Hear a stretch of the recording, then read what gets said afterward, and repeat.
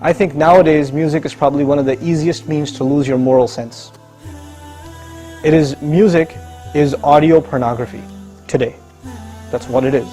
It's explicit, it's shameless, it's vulgar, it takes your sense of humanity away from you, it makes you look at women as objects, worse than animals. Just as, and these people are talking about women like they're talking about, an animal, really.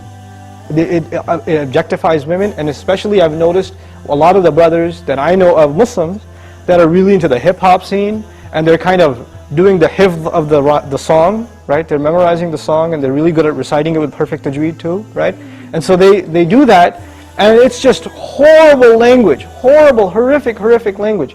The only simple response I have to that, if you have any regard for the book of Allah, that you really think it's from Allah, بِئْسَ الِاسْمُ الْفُسُوقُ بَعْدَ الْإِيمَانِ.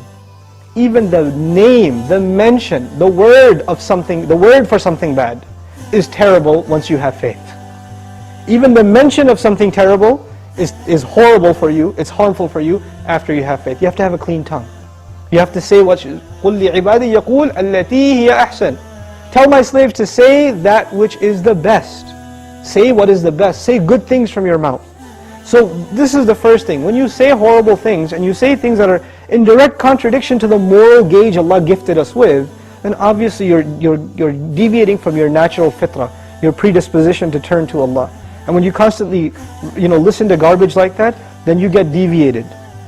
And you don't find pleasure except in disobedience to Allah, and that's a sign of a sick heart. So one has to distance themselves from this. This is the first step. And I'll tell you, this is my personal measure, this is not a fatwa, it's my personal analysis, you don't have to take it. But if a person finds listening to the Qur'an annoying, after they've been listening to hip-hop and this and that for a long time, and as soon as somebody puts the Qur'an on in the car, you know what to say? Oh man, turn that off, man, I don't want to, I just want to talk. And they immediately, they get a little annoyed when they hear the Qur'an. That actually means the shayateen have taken over. And they're constantly making waswas out of this person. Because what do the shayateen hate the most? They hate the Qur'an. They hate the word of Allah. They flee, it hurts them. So you know what they do? Because this person has let the shayateen, the devils, into his heart, they start pinching at his heart when he hears Qur'an, and he says, I don't want to hear this. Right? It's like surgery, it's like pulling a tooth for this person. This happens. When you try to give this person a reminder from Allah's word, they get annoyed by it, like agitated, like an allergic reaction. Why? Because they've let the shayateen in. To let them out, the first thing you got to do is stop supplying them with fuel. This is fuel. This useless wasting of time, this is fuel for shaitan. They love that you waste your time. They love it. Because the one asset, the one piece of wealth Allah gave every human being is time. And what is music and TV and YouTube and Facebook and MySpace and like Twitter and whatever else? If you're spending hours and hours and hours on this stuff, what is it except destroying your time? It's taking that one asset away from you. Shaitan would love nothing more. May Allah subhanahu wa ta'ala give you the strength to get away from these temptations.